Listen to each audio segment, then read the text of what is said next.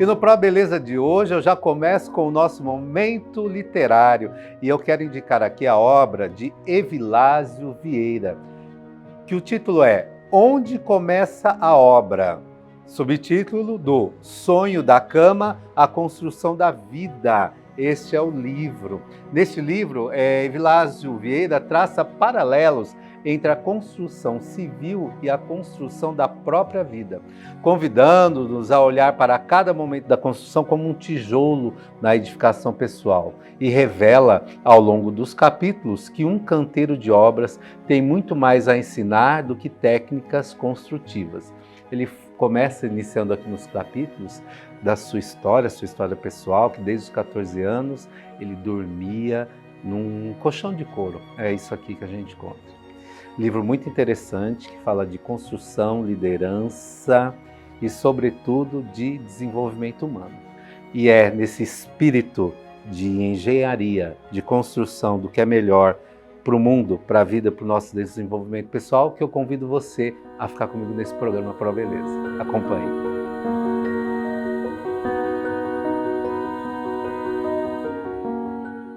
Bom, em bate-papo aqui com o nosso diretor Jajá, ou no programa de hoje, eu fui incumbido de responder algumas perguntas, até mesmo pelos temas que nós vimos desenvolvendo aqui, sobre o livro Transformando o Futuro, sobre os momentos literários, e aí é com base nessas perguntas que eu convido você a ficar aqui comigo nesse programa para curtir comigo, né, o desenvolvimento e as reflexões sobre esses temas. Então, já manda lá, qual é a primeira pergunta?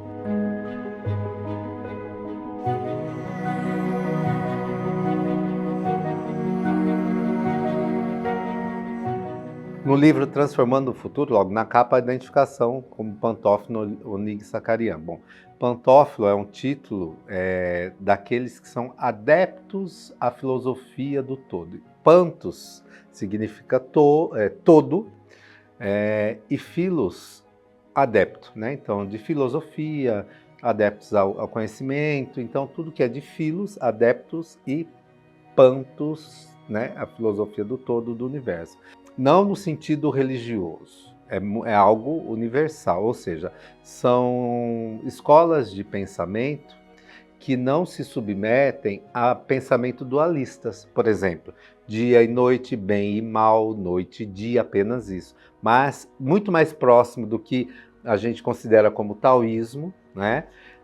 Ou seja, só para que você que está aí, né, nos assistindo, e não tenha um conhecimento profundo sobre as questões filosóficas ou terapêuticas, eu busco aqui nesse nosso bate-papo tentar traduzir essas palavras técnicas em algo que fique um pouco mais próximo do entendimento comum. Então, a pessoa que se intitula pantófilo ou se intitula como adepto ao pantofilismo são aquelas mentes, aquelas pessoas que entendem que a verdade ela é universal, ela não está apenas numa regra, ela está muito próxima daquelas afirmações que a gente encontra no dia a dia, que Deus está em tudo, ou que Deus está presente em todas as religiões, que todas as religiões possuem suas verdades. E quando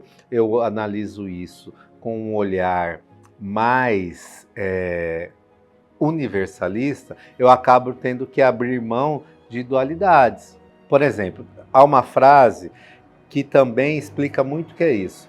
Quando a gente fala, qual é a verdade?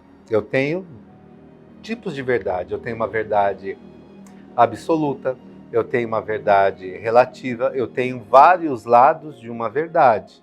Por exemplo, eu vou pegar aqui a obra que a gente acabou de dizer. Eu estou aqui com ela na mão e para vocês está aparecendo o título, onde a obra começa. Para mim, eu estou vendo aqui a frase nesse livro de Evilásio Vieira. Então, quando você olha para um lado desse livro, você tem esta visão. Quando você olha por esse outro lado, Eu tenho outra visão. Então, às vezes, as pessoas ficam se debatendo sobre o mesmo objeto, olhando para lados opostos do mesmo objeto. Então, para mim, a verdade aqui, o que eu enxergo aqui nesse livro de Evilásio Vieira, ele traz para... Essa é a frase. E você, do outro lado, vai estar vendo aqui onde a obra começa. Imagine se a gente começasse a discutir, não, o que está escrito lá naquele livro é onde aquela obra começa. Não, e eu vou dizer aqui, não, mas no livro, na capa que eu vi lá, o que foi me mostrado para mim, estava escrito nesse livro de Evilásio, é uma frase. Quem é que está certo? Ambos. Por quê? Cada um está olhando o objeto por um prisma, por um ângulo. E é nessa proposta que o pantofilismo visa trazer para as pessoas entender que a verdade possui vários lados. Aí vem aquele dito quase que popular. Existe a sua verdade e a minha verdade e a verdade real. Tanto é que já parou para pensar em várias situações com os irmãos ou com amigos, em que a gente passa por determinada experiência, aventura, situação, e a gente chega na família e fala, e as pessoas perguntam, né? Conta lá qual foi a sua experiência. Eu acabo contando a minha, quem estava comigo acaba contando a outra, você fica, às vezes você vai naquela discussão, não, mas não foi isso que aconteceu. E aí vem um embate. Por quê? Porque cada pessoa, ela tem uma forma de captar o mundo. E isso é algo muito importante, ainda mais nesse mundo de dualidades que a gente vive. Às vezes nós estamos debatendo e discutindo sobre a mesma coisa, apenas com visões diferentes, porque há uma necessidade, né, de se apegar ao absoluto, de se apegar a uma verdade absoluta. É isso que todo mundo sempre quer, a verdade absoluta, a verdade exata, né? E isso é algo importante no dia a dia, mensurável no que a gente chama de realidade subjetiva e relativa do mundo. Esse mundo que vive de cálculos, esse mundo que vive de precisões, esse mundo que vive de matemáticas, né? Mas o mundo não é feito apenas desse conhecimento escriturado, matemático, aquilo que eu mensuro. Existe nesse mundo esses seres que elaboram esses planos. E esses seres são emocionais, esses seres são espirituais, intelectuais. Somos nós, seres humanos. Cada um capta o mundo e sente o mundo a partir dos seus elementos todos. O seu intelecto, as suas emoções. Pensa comigo, por exemplo, o sol escaldante, para quem está no deserto, está lá sem água, tentando sobreviver, pode ser algo tenebroso, né? Para aquela pessoa lá. Pode ser, não, O sol, e isso, minha mente vai registrar, o sol tenebroso, porque eu passei por aquela experiência. Nesse momento, nós temos várias pessoas deitadas em praias do Nordeste, praias do mundo inteiro, curtindo a dinâmica do sol, o sol como natureza, o sol como diversão. Você observa, o astro, o sol é o mesmo. Só que aqui, nesse contexto, um primeiro contexto que eu estava dizendo, o que é que estava... Qual é o exemplo que eu dei? Uma pessoa sofrendo no deserto e no sol. Aqui eu tenho outras pessoas vivenciando alegria, porque estão vivendo um outro lado positivo do sol em praias. Ou seja, o sol é a mesma coisa, aqui e aqui, irradiando para o mesmo planeta. Só que as pessoas que estão vivenciando essas questões diferentes vão sentir e registrar emoções diferentes em relação ao mesmo astro-sol. Então, quando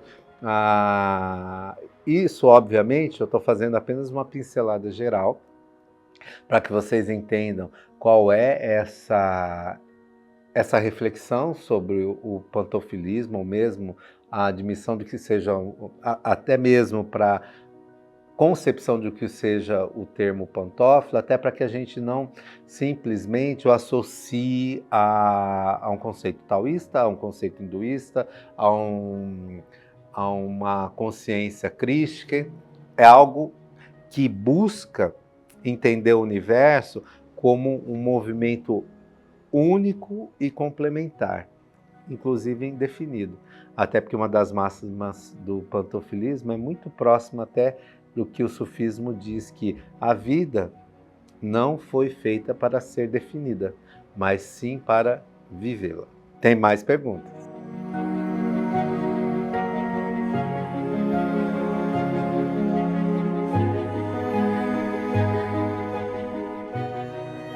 Bom, pergunta muito importante e que mistura dois conceitos, né? Fala da questão da psicopatia e a visão psicanalítica e a minha opinião pessoal, enfim.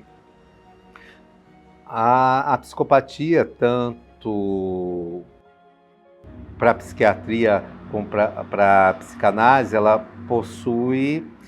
possui conceitos diferenciados. Hoje a gente vê muito na internet, né? Hoje, se você busca os temas, né, de recortes sociais, eu tenho lá narcisismo, psicopatia, são não apenas isso, com as séries que nós vimos aí no dia a dia, na Netflix e outras redes, há uma grande indagação do homem como por que determinadas pessoas conseguem executar o que para nós chamamos de atos de frieza, né? Como é que alguém consegue, por exemplo, matar alguém com requintes de crueldade? Como é que uma pessoa consegue fazer um mal para outra pessoa e não sentir absolutamente nada?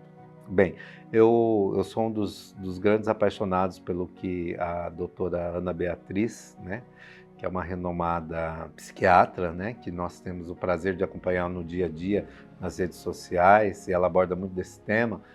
A gente sabe que a psicopatia é um transtorno de comportamento em que há uma alteração no funcionamento cerebral, em que a pessoa ela não sente empatia, ela não se coloca na dor do outro. Então, quando eu não me coloco na dor do outro, eu não sinto pena, dó, compaixão. Essa é a natureza do psicopata, né? Então ele tem ali uma pessoa que é capaz de causar um mal a outro sem sentir nenhum tipo de culpa, né? Vamos dizer assim, de culpa, de remorso. Óbvio que existem vários níveis de psicopatia. Desde psicopatias mais leves, as pessoas que, por exemplo, roubam outro e comete o estelionato afetivo na vida de alguém, que comete um estelionato mesmo causando prejuízo para outro, como vai lá, roubam o dinheiro de uma velhinha, lesa alguém que vai precisar de ajuda, e não, inclusive na política a gente tem isso, sem se preocupar com a dor do outro, porque quando eu me preocupo, me coloco no lugar da outra pessoa, eu vou, ao menos, isso se chama empatia. Empatia é isso, me colocar no lugar da outra pessoa. Quando eu me coloco no lugar da outra pessoa, eu reproduzo a dor que ela sentiria. Aí o que me move é o quê? A recuar daquilo que seria um ato de maldade que eu faria, ok? Fala-se muito em narcisismo, né? O narcisismo também existe aí ele é parecido com a psicopatia no sentido de eu causar dor na outra pessoa, né? E não aparentemente não sentir uma culpa ou remorso, ou ter a coragem, né? Porque a grande discussão é isso. Como fulano teve coragem de fazer isso com o outro? Como que essa pessoa teve essa coragem de fazer mal a mim? Ela não sente nada, porque esses comportamentos, eles são similares no fato de eu não sentir nada, a pessoa demonstrar que não tem empatia, ela não sente nada pelo outro. O narcisista, ele sente sim, como diz a doutora Tariana, Andréia, Beatriz, enfim, tantos outros profissionais renomados que a gente vê aí no dia a dia, ela sente sim uma culpa, ele entende, o narcisista ele entende ali, ele sente a culpa, né? Ele sente a culpa, mas uma alteração, vamos dizer assim, na sua estrutura psíquica, que ele se autoconvence. Então, por exemplo, ele faz um mal para alguém. Aí, mais internamente, a estrutura psíquica dele fala o seguinte: ele sentiu a culpa, né? Ele sentiu que aquilo lá foi errado, mas ele cria uma desculpa interna. Ah, mas a pessoa mereceu, porque se ele lança a culpa para o outro, né? Esse é o narcisista, ele lança a culpa para o outro. Então ele quer dizer assim: ah, eu cheguei neste comportamento, eu fui agressivo com A, B ou C, porque a pessoa me provocou, a pessoa se fez de vítima. Então o narcisista ele tem sempre uma justificativa para a falta de empatia dele. O psicopata, ele age com aquela frieza e de maneira calculada, né? Porque aquelas ações que ele faz não representam para ele nenhum tipo de dor ou de remorso. E é óbvio que eu estou aqui, mais uma vez, resumindo tudo isso para responder essas perguntas. Não sei se vocês perceberam, foi uma pergunta mais ampla, em que eu estou aqui criando dois eixos de conceitos para falar de uma terceira opinião, onde eu entro aqui com a minha experiência terapêutica, com a minha vivência, com base nessas duas questões. Então, só recapitulando, a psicopatia, ela tem a ver com alterações psíquicas e de comportamentos, inclusive voltada à questão da própria estrutura do lóbulo, né? Alterações.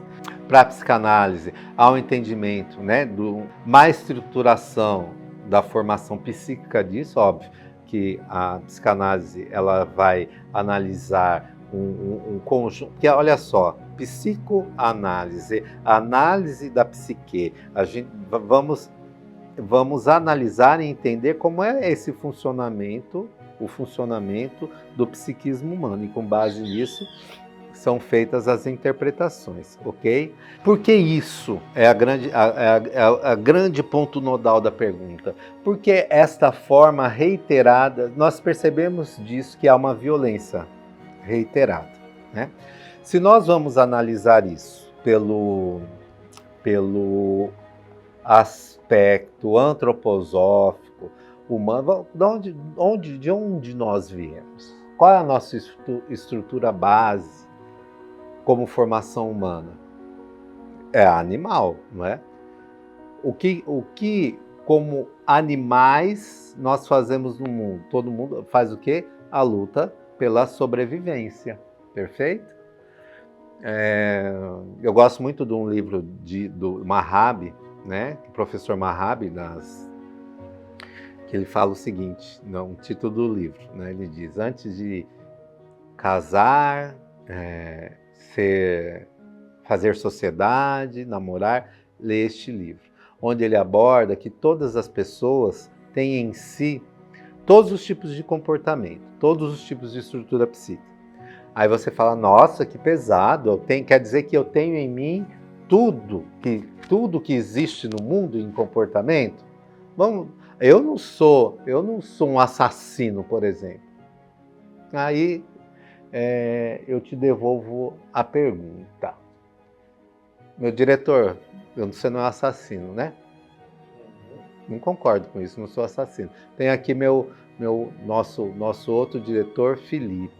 Ele não é assassino. Ele tem 2 bebês, coisas mais lindas do mundo, já tem um filho. Se vier alguém fazer um mal para você, tá ali para matar o seu filho, o que você vai fazer? Se tiver que matar? Mas ainda que estão aqui justificando comigo. Não, para se defender eu mato. Mas para eu me torno o quê? Um assassino. Então, ou seja, para eu me defender, existe um elemento em mim que se desperta para que eu possa matar alguém. Isso é muito importante nos conceitos quando a gente vai analisar pelo prisma tanto psicanalístico ou da própria PNL, quando ela é envolvida aqui, é que toda a ação, ela tem, nós estamos falando de lados de verdade, né? Toda ação, ela tem esse porquê. Então, o que é que acontece hoje no psiquismo humano e comportamental que gerou esta forma de inversões, transgressões, né? Aí eu vou, ó, bem aqui, abre aspas, tá? Abre aspas. São teorias terapêuticas particulares, referências que eu faço dos meus próprios estudos e observações, bem claro isso? Nós temos aqui várias leis, né? Várias leis, desde Darwin, das evoluções, enfim. Quando nós estudamos biologia, ciência, não é dito que o nosso corpo ele passa por um processo de evolução e que, por exemplo, nós tínhamos rabo, ele hoje não existe mais, mas o nosso cóccix é o remanescente desse. Nós temos o apêndice, né, que era para um outro tipo de função digestiva e digestória que hoje a gente não usa mais, que nós não atuamos como aquele primata. Nosso corpo ele vai evoluindo de acordo com as práticas. Quando eu faço ginástica, meus músculos crescem, né? Quando eu não uso determinadas partes do meu corpo, elas atrofiam. Então, olha só, olha a reflexão. Existe no ser humano um fenômeno em que determinadas práticas reiteradas fazem alterações. Quando eu falo do aspecto físico, é muito mais fácil eu compreender, porque é algo palpável, é algo que eu toco. Então, tá, vou fazer musculação, vou crescer. E existem as exceções. Às vezes, determinada musculação não vai funcionar para uma pessoa ou outra por falta de elementos, né? Mas mesmo assim, mas ainda assim, se supridas, eu alcanço a mesma forma, né? Eu faço o quê? Meu músculo ele vai se desenvolver se eu tiver determinada prática. Prática reiterada. Prática reiterada. O que eu observo é que existe há muito tempo no mundo uma tratativa do ser humano como um objeto. A mulher, por exemplo, ela é uma das mais discussões que se tem no dia a dia. O corpo da mulher ela sempre foi tratado como propriedade, tal qual dinheiro, tal qual bens. A mulher, ao longo da história, em alguns países sequer ainda são seres humanos de direito, elas sempre foram vistas ao longo da história como propriedade do homem, né? Por que como propriedade? Olha o valor que o corpo de uma mulher tem. É um corpo que reproduz, é um corpo que cria vida. Então, sobre este corpo, não apenas o homem, né, como a sociedade como um todo, sempre buscou objetificar com a finalidade de gerar vida. E isso que a mulher vem toda a sua luta, né, saindo desse lugar de propriedade, né, desse lugar de propriedade da sociedade como um corpo objetificado para ser um ser humano. Olha só, eu falei corpo objetificado, tudo aquilo que a gente trata como objeto fica fácil de ser chutado. Vou repetir. O psicopata, de uma outra forma, o psicopata olha o outro ser como um objeto em que ele manipula. Um objeto eu coloco aqui, eu tenho aqui esse copo, ó. Isso é um objeto, ele não tem vontade própria. Então eu coloco ele aqui, eu bebo ele aqui, coloco ele aqui. Um ser com vida própria, eu não vou pegar ele aqui e falar, você faz assim. Eu estou lidando com outro ser. Quando um psicopata olha para uma outra pessoa, o alvo, né, da sua intenção, ele vê um objeto. E quando eu vejo alguém como objeto, esse objeto não tem sentimentos. Quando o narcisista olha uma pessoa como um objeto, eu não tenho sentimentos. Quando as pessoas no dia a dia, e quando eu falei graus diferenciados de psicopatia, olham as pessoas e o mundo como objeto, fica fácil eu matar um cachorro a paulada, fica fácil eu matar uma pessoa, eu agredir a outra pessoa, ok? Pensa comigo como a sociedade, de forma reiterada, vem implantando esse padrão de pensamento que existem pessoas em classes, né? Umas que são passíveis de manipular, outras passíveis de ser manipuladas, outras que são detentores dos seus desejos e outras que são objetos desse desejo. Eu entendo que, né, voltando lá, mais uma vez, abre aspas, na minha opinião terapêutica, espiritual, pessoal, da mesma maneira que numa prática reiterada muscular, eu desenvolvo músculo, eu vejo que a prática reiterada da sociedade, né, com práticas próprias de psicopatas, práticas que negam o amor, o respeito, a compaixão, práticas de falta de empatia, digo, reiteradamente, vem imprimindo no próprio DNA, vem refletindo ali no próprio DNA das pessoas, no DNA coletivo, no DNA humano, essa falta de amor. E aí vem surgindo o quê? Padrões de comportamentos e seres humanos cuja a violência pouco representa. Percebe? Conseguem refletir isso comigo?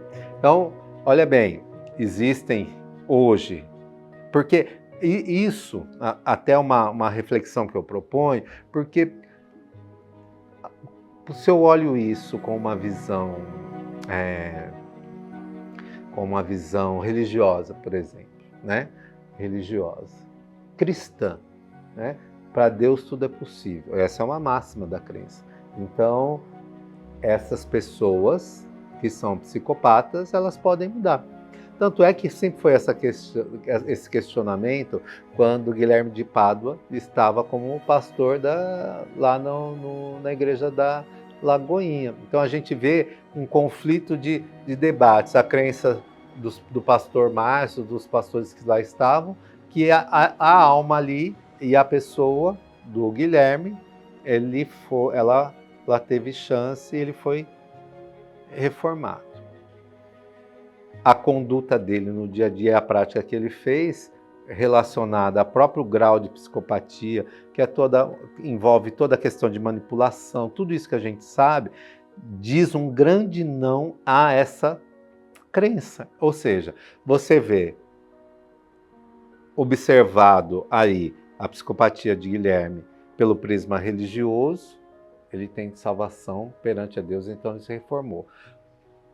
Pelo prisma e pelo contexto psiquiátrico, psicológico, psicanalítico, impossível essa alteração dele devido à própria alteração do comportamento. Então nós temos duas visões sobre a mesma pessoa, um pelo prisma religioso, pelo prisma do comportamento e pelo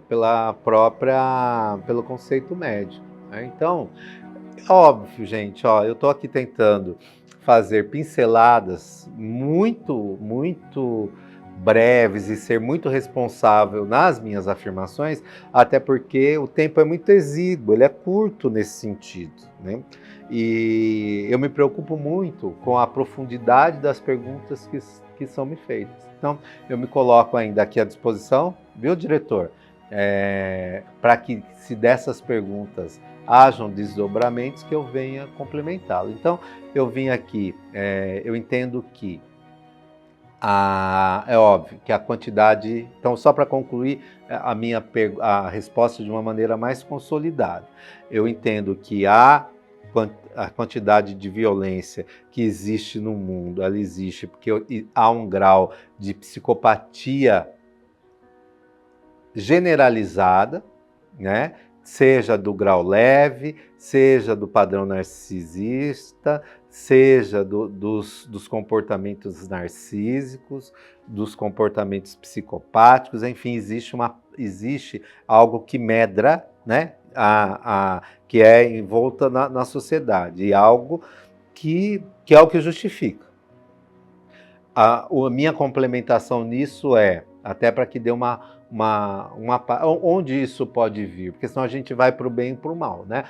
Isso é obra do cão, isso é obra de uma alteração física, aí a gente fica nessa dualidade. Como a nossa proposta é uma visão universalista, né, pantofilista disso, eu entendo que eu tenho aí que este comportamento ele acontece no seio da sociedade, porque ao longo do tempo, até pelo distanciamento, né, das questões naturais, né, o meu distanciamento como ser humano, da minha fonte primitiva de amor celestial, de ser inteiro, como um ser integral e completo, eu vou me afastando de práticas, né, das práticas necessárias a afastar esse tipo de comportamento. Então, quero concluir o seguinte: o que é um ser natural? É muito próximo à intuição dos animais. Já viram quando vai ter tsunami? Eu já falei isso no outro programa, quando vai ter tsunami, quando vai ter alguma catástrofe natural, os animais, eles fogem antes. Nós temos os animais como seres irracionais. Como é que eles têm essa captação ali antes do movimento? Porque eles estão integrados com a natureza. Do mesmo jeito que eu tenho animais ali que ainda são integrados com a natureza, nós, seres humanos, também éramos integrados com essa natureza. Nós perdemos, cada vez mais, vimos nos isolando dessa integração com a natureza. Existem pessoas, seres ainda, que estão integrados. Você que pode estar me vendo aí, pode estar assim, integrado com a natureza. Quando a gente fala, a sua intuição funciona, você tem previsões do futuro, você tem previsões de atos antes que eles aconteçam, porque você está participando ali, ainda como ser humano, de uma teia que está conectada com a vibração do todo. Então, eu encerro esse meu Márcio Michelazzi Responde para vocês e fico com a gente ainda no programa para os próximos tempos.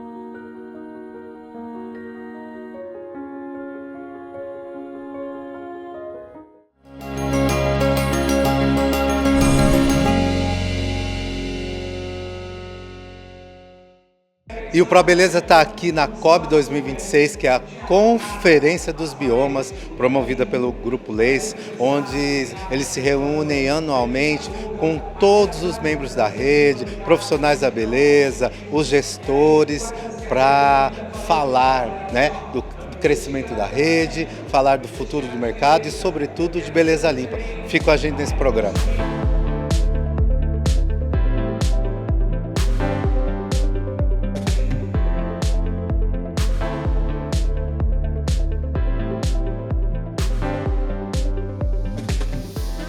Eu sou a Rubi, gestora e proprietária do Bioma Rubi.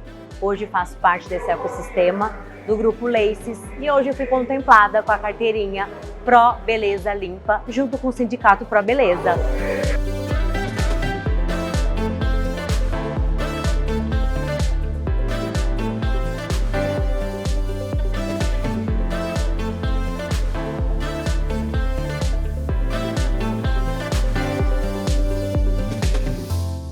Olá, eu sou Analita Wolff do Bioma Damião e para mim é um imenso prazer estar aqui aprendendo, crescendo junto com o Bioma e estar aqui adquirindo a carteira Pro Beleza é uma oportunidade incrível. Eu atuo como maquiadora, então acredito que isso vai abrir novas portas, novas conexões.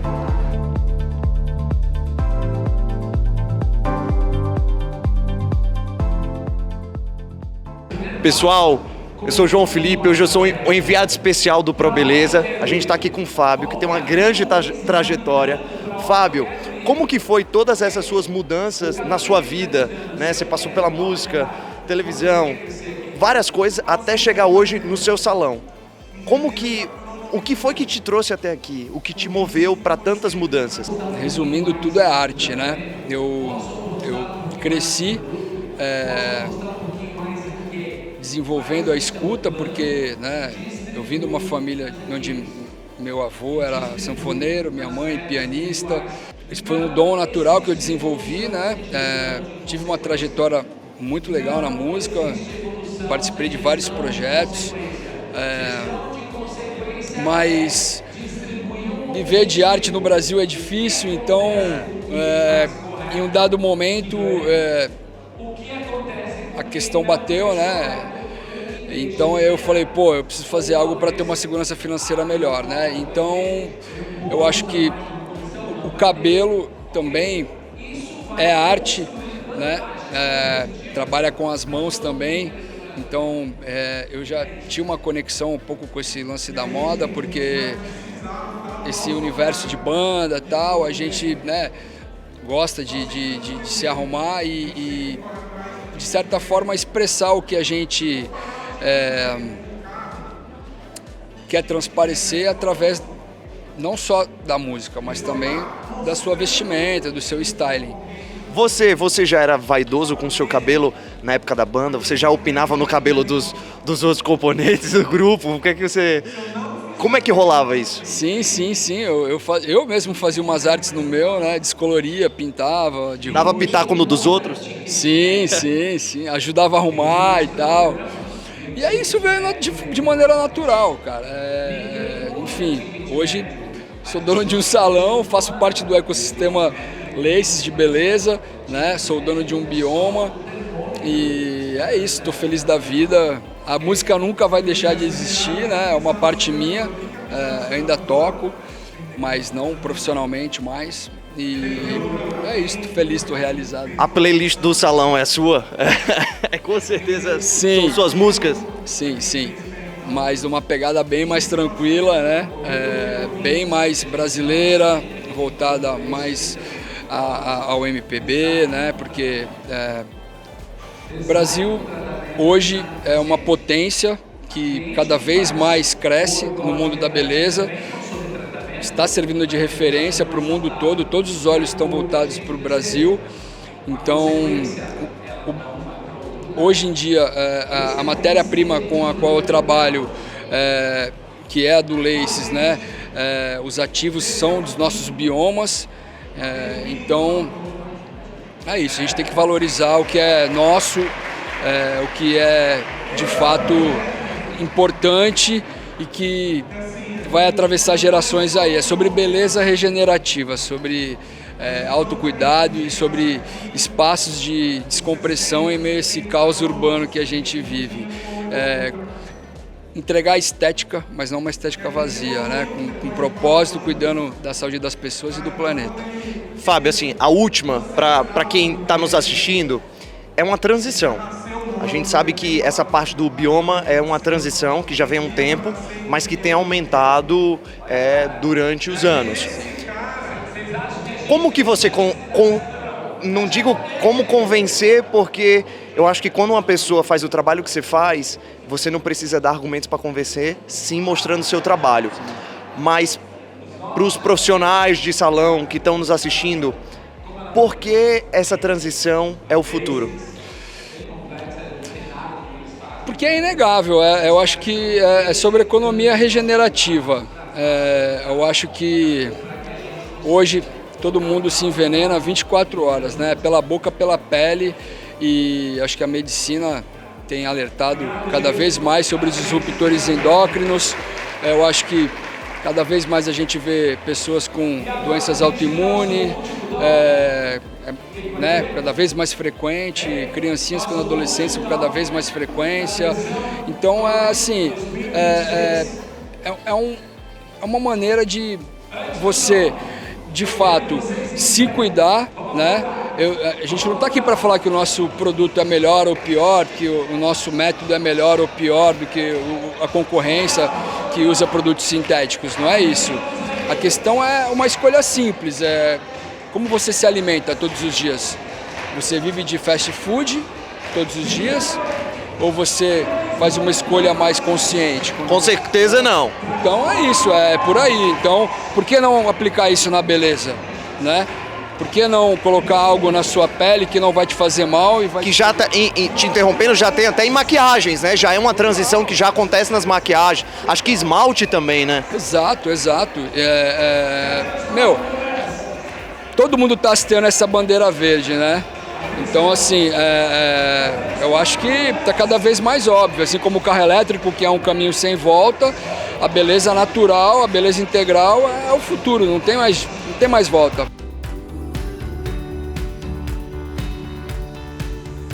Eu acredito nas tribos. Para mim, o futuro que vai fazer o business ser sustentável, a sociedade civil ser evoluída, são encontros de pessoas que gostam de alguma coisa em comum e com isso se conectam promovendo uma sinergia, uma evolução que arrasta um todo.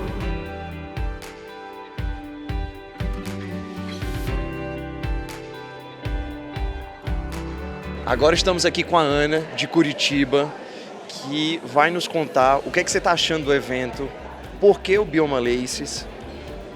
Conte tudo e não esconda nada.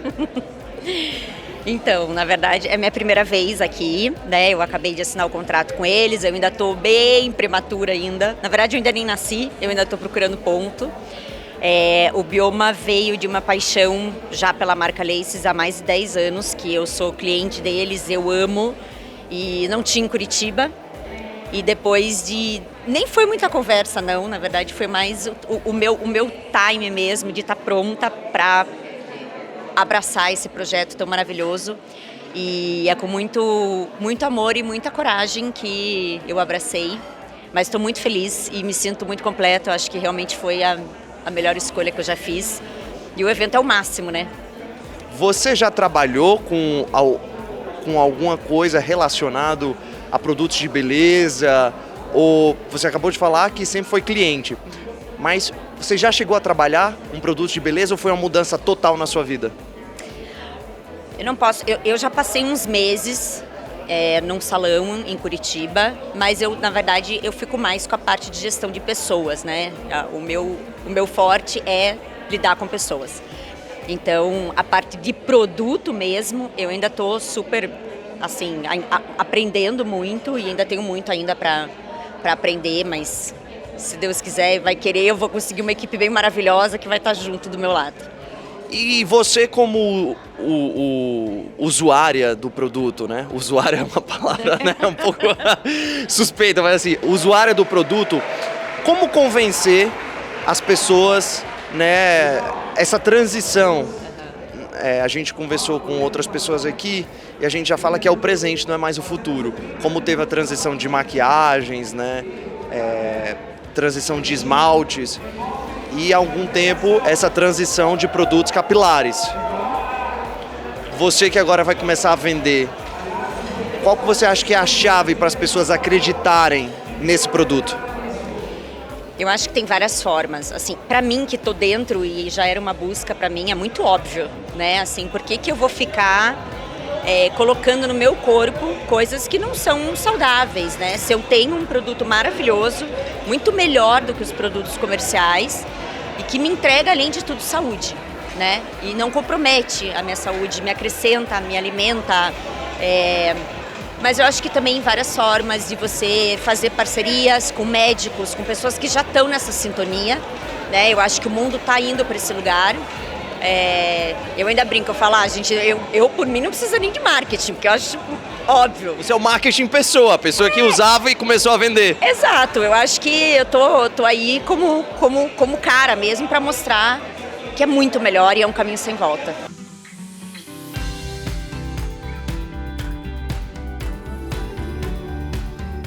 Olá, sou Karina Alves, gestora e hair especialista do Bioma Karina Alves em Itu. Hoje eu estou aqui na COP de 2026 e fui agraciada com a carteirinha Pro Beleza Limpa através do Grupo Laces e do Sindicato Pro Beleza.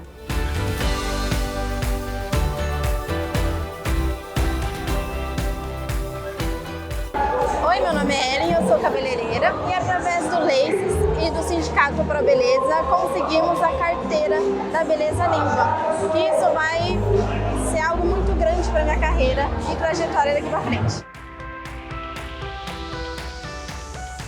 Bioma!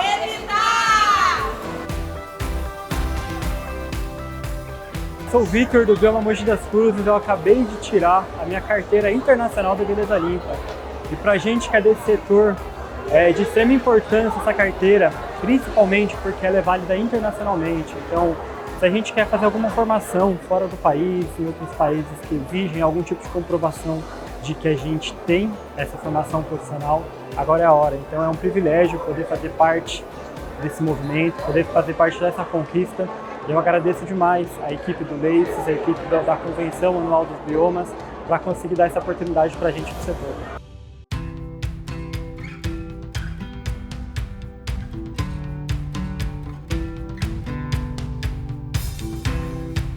E o Pro Beleza está aqui com os idealizadores de tudo isso, vocês viram aí na imagem. Foram 3 dias de COB 2026 e aqui a gente está chegando quase no finalzinho, daqui a pouco eles têm ainda comemoração, encontro, mas fala para mim, Tamar, como é que foram esses 3 dias de evento?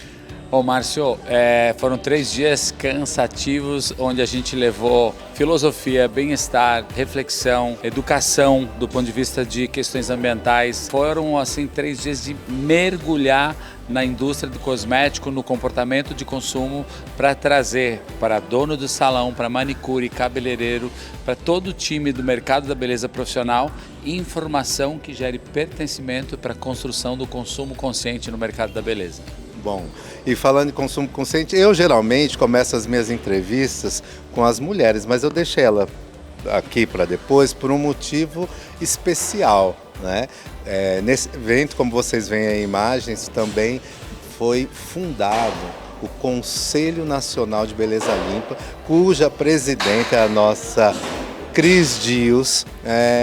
E antes de passar a palavra para ela, Itamar, eu vi aqui que vocês fizeram como decoração do evento, fazem parte aqui alguns equipamentos antigos, um sistema de telefonia. E o que vem à nossa mente, a evolução das profissões, né? As profissões nos trabalhos, eles são dinâmicos. Por exemplo, as atividades de telefonistas, elas não existem mais. Mas o trabalho da beleza, da barbearia, das terapias complementares, existem há mais de 5.000 anos. Há mais de 5.000 anos. Como é essa sua visão, né, de trazer essa beleza nova, mas que também é ancestral?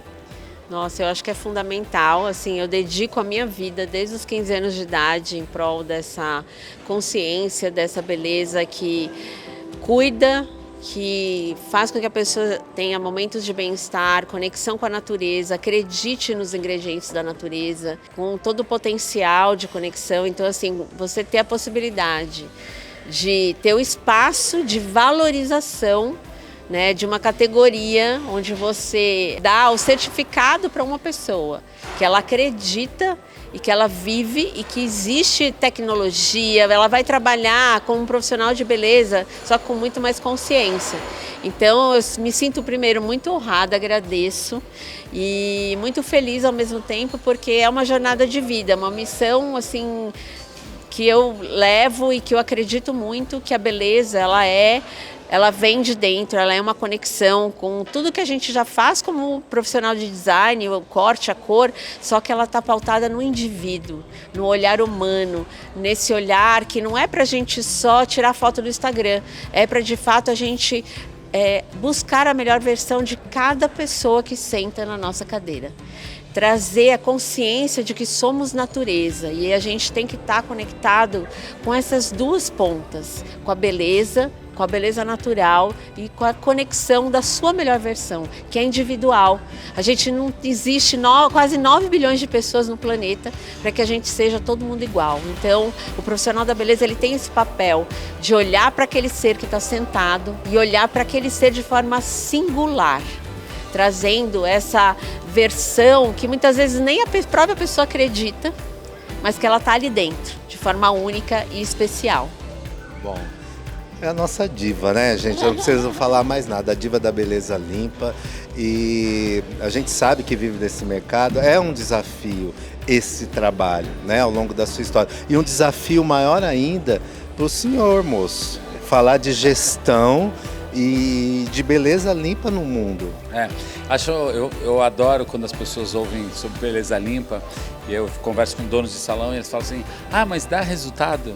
Gente, pelo amor de Deus, o que você prefere colocar no seu cabelo?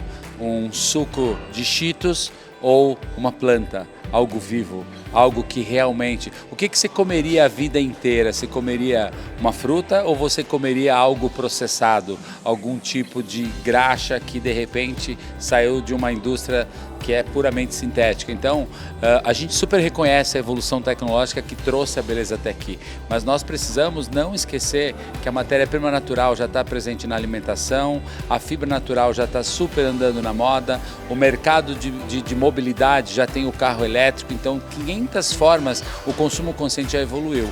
A beleza precisa fazer seu papel, porque só 3% do mercado profissional, mercado da beleza global, ser beleza limpa, não é proporcional ao recurso. Então é papel das marcas pararem de falar somente o que vão fazer até 2030, o que vão fazer 2040, porque a matéria-prima já está na mesa. A gente tem Natura, tem grandes redes aqui no Brasil, marcas internacionais, fazendo produtos excelentes. Se o mundo fosse um PIB de bioeconomia, o Brasil seria 20% do PIB global por recursos de bioeconomia. A gente tem tudo isso aqui, mas a gente não consegue fazer um cosmético em 97% dos casos que não seja a partir de uma fórmula sintética.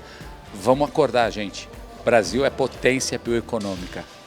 E potência também, essa informação você leva no dia a dia. A gente cobriu aí pelo Pro Beleza, né, nos nossos canais, seja do YouTube, da Rede Aberta, as pessoas adentrando nesse modelo de negócio, e vocês mostraram, muito bacana essa premiação que vocês fazem no final. O que é aquilo de salões? Você, dono de salão de beleza, que está cansado do modelo tradicional, falar uma coisa para você aqui: teve gente que entrou nesse método e aumentou 300%, 400%. Como que é isso? Porque os salões são voltados a produzir performance de resultado financeiro a partir do que fazem de cor, corte e reflexo. Só que o cabelo precisa claramente de saúde, o cabelo precisa de recorrência. A gente tem um hábito no Laces aqui que a gente promove a saúde do fio para depois fazer design. A gente chama isso de design consciente.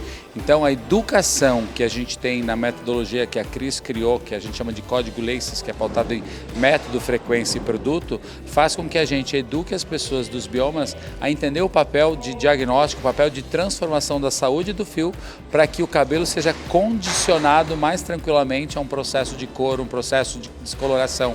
Eu brinco, se você não está preparado a correr 42 quilômetros, você vai gradualmente se condicionando. Por que um cabelo pode chegar, sentar numa cadeira e sofrer uma transformação, destruir uma cor simplesmente sem ter sequela? Ele não tem estrutura para isso. E não tem cosmético que faça milagre. O cosmético vai fazer maquiagem nisso. É preciso realmente encontrar um cabelo bom que tenha couro saudável, bulbo saudável e que tenha realmente uma haste que possa garantir que isso é um cabelo saudável. Sabe o que é isso, já? Isso se chama ouvir o cabelo. Põe imagens aí pra gente. Boa! Eu estive com você nos seus primeiros dias de vida. Te acompanhei nas transformações de cada nova fase. Curto, longo, liso, crespo, ondulado, deixado de lado. Eu sou o retrato da sua essência, reflexo da sua saúde, da sua expressão e da sua história. Você acha que é fácil ser um fio de cabelo? Se você não está bem, eu não consigo ficar bem. Eu não saio da sua cabeça. E quando eu caio, você reclama. Mas sabe quem me abandonou? Você. Você me quebra, me queima, me frita. Mas agora chegou a minha vez de tomar uma atitude. Com rituais de autocuidado que respeitam você e sua natureza. Você precisa ouvir os seus cabelos. Meu momento Laces virou parte da sua rotina. Da mesma maneira que você cuida do seu corpo na academia, a comunidade Laces cuida dos seus cabelos. Com tratamentos orgânicos e naturais. Que exalta a beleza da biodiversidade brasileira e atendem à necessidade de cada fio. É tudo o que eu sempre sonhei. Comunidade Laces. Beleza natural como rotina desde 1987. Seus cabelos! Seus cabelos! Seus cabelos! Bom, que campanha linda que vocês fizeram com o Sebastian, né?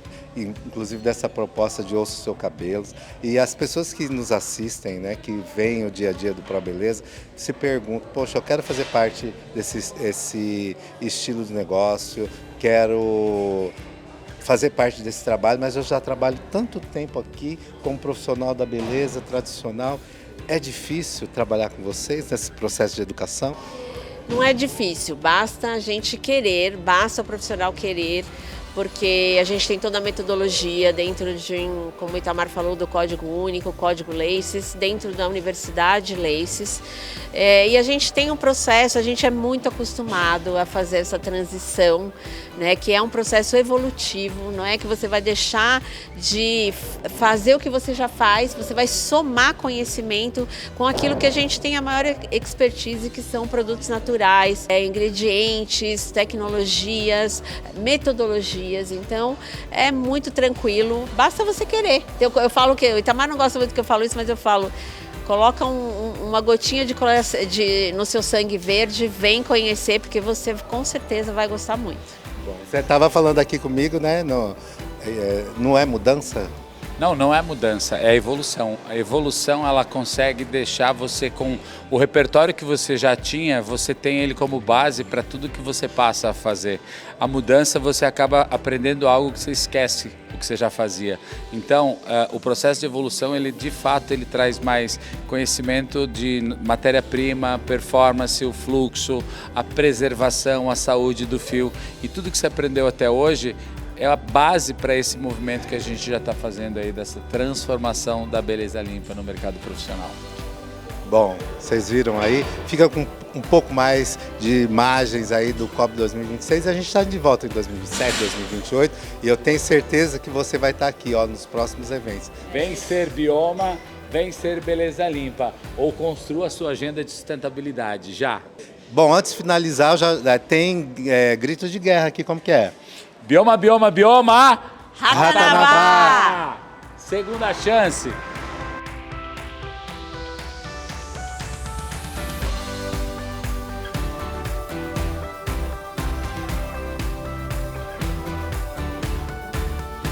E essa foi a cobertura aqui da COB 2026. Você viu quanta coisa interessante?